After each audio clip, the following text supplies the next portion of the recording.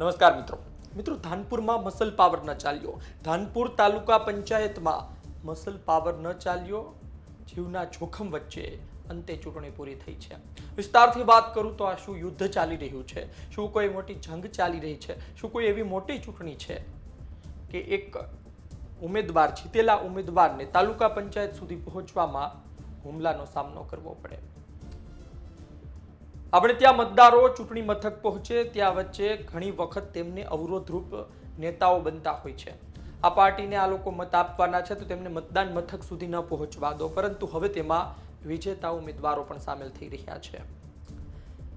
ધાનપુર તાલુકા પંચાયતની ચૂંટણીનું પરિણામ સામે આવે છે। બંને પક્ષોને એટલે કે આમ આદમી પાર્ટી અને ભારતીય જનતા પાર્ટી બંનેને 12 બેઠકો મળે છે, એટલે કે ટાઈ થાય છે।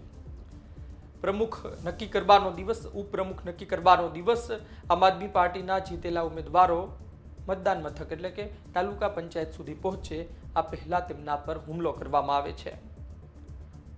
હુમલો થયા બાદ પણ તેઓ કોઈ પણ રીતે પોલીસને બોલાવી તેમની મદદ મેળવી અને અંતે તેઓ તાલુકા પંચાયત પહોંચે છે। ચિઠ્ઠી ઉછાળવામાં આવે છે અને તેમના પ્રમુખ બને છે।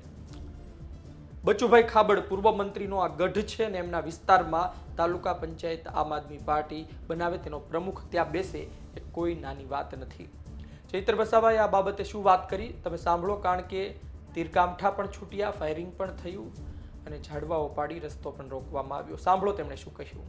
કે જે ધાનપુરમાં જનતાએ 12 જેટલા તાલુકા સદસ્ય આમ આદમી પાર્ટીના જીતાડીને મોકલ્યા। આજે જ્યારે પ્રમુખ ઉપપ્રમુખની વરણી હતી, એમણે દાવેદારી કરી હતી અને એ લોકો સામાન્ય સભામાં જતા હતા ત્યારે ઘાટા પાસે એક ઝાડ મોટું હતું, એને કાપી નાખવામાં આવ્યું। ક્રુઝર ગાડીઓ મૂકીને અમારા ઉમેદવારોની ગાડીઓને રોકીને પથ્થરમારાથી હુમલો કરવામાં આવ્યો, તીરકામઠા અને ફાયરિંગ પણ કરવામાં આવ્યું, જેમાં અમારા લોકોએ પોલીસને જાણ કરી। પોલીસ ત્યાં પહોંચી અને હેમખેમ પ્રકારે અમારા 12 ઉમેદવારો બચ્યા છે, એમને ઈજાઓ થઈ છે। પોલીસ જાપ્તામાં એ લોકો હવે સામાન્ય સભામાં પહોંચ્યા છે। ત્યારે આવી ખેંચામતાણી કરીને અપહરણ કરવાની, ઉઠાવી જવાની અને લોકશાહીને જે લાંછન લાગે એવી અસામાજિક કૃત્ય જે ભાજપના લોકો કરે છે, મારે જનતાને અપીલ છે કે આવા લોકોને લોકતાંત્રિક ઢબે આપણે જવાબ આપવો પડશે। જનતાએ જાગવું પડશે। જ્યાં જનાદેશ આમ આદમી પાર્ટીને મળ્યો છે ત્યારે આમ આદમી પાર્ટી સત્તામાં આવશે તો એમના કૌભાંડો, ભ્રષ્ટાચાર ઉજાગર થશે, એમને જેલ જવું પડશે। એનાથી ડરીને આજે ભાજપના લોકો આ પ્રકારની નિમ્ન કક્ષાની કૃત્ય કરે છે। આજે પ્રમુખ ઉપપ્રમુખની ચૂંટણી ચૂંટાયા, એમાં ચીઠ્ઠી બંને સભ્યોના એક સરખા મત હતા એટલે ચીઠ્ઠી ઉછાળી, એમાં મારું નામ નીકળ્યું અને મને પ્રમુખ બનાવ્યા। કઈ પાર્ટીમાંથી આપ છો? આમ આદમી પાર્ટી। ઓકે મેમ, પંચાયત પ્રમુખશ્રી અને ઉપપ્રમુખશ્રીની આજે આપણે વરણી કરવામાં આવી। એમાં ટોટલ આપણે 24 સભ્યશ્રીઓ છે, જેમાં 12 મત પડતા આપણે ચિઠ્ઠી ઉછાળીને નામ સિલેક્ટ કર્યા છે। જેમાં પ્રમુખશ્રી તરીકે ભૂરિયા સોનલબેન અલ્કેશભાઈ આમ આદમી પાર્ટી તરફથી અને ઉપપ્રમુખશ્રી તરીકે નયનકુમાર જુવાનસિંહ બારિયાભાઈ જે ભારતીય જનતા પાર્ટીમાંથી સિલેક્ટ થયા છે। આપનું નામ? હેતલ કટારા, નાયબ જિલ્લા વિકાસ અધિકારી પંચાયત, દાહોદ।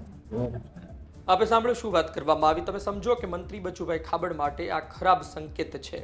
એક તો તેમનો હરીફ તેમની પાર્ટીમાં આવી ચૂક્યો છે, ભરતસિંહ વાઘલાની વાત કરી રહ્યો છું, અને આમ છતાં પણ તેમના વિસ્તારમાં એક તાલુકા પંચાયત આમ આદમી પાર્ટીએ બનાવી અને પ્રમુખ આમ આદમી પાર્ટી બન્યા છે। જો કે બંને તરફ સરખા વિજેતા ઉમેદવારો છે, એટલે કે તેમનો પણ દમખમ એટલો જ સાબિત થયો, પરંતુ પ્રમુખ આમ આદમી પાર્ટીના બન્યા છે અને આ સાથે એમના પર જે હુમલો થયો, એમને રોકવાનો જે પ્રયત્ન થયો, ત્યારે સવાલ એ થાય છે કે આ કેવા પ્રકારની ચૂંટણી ચાલી રહી છે।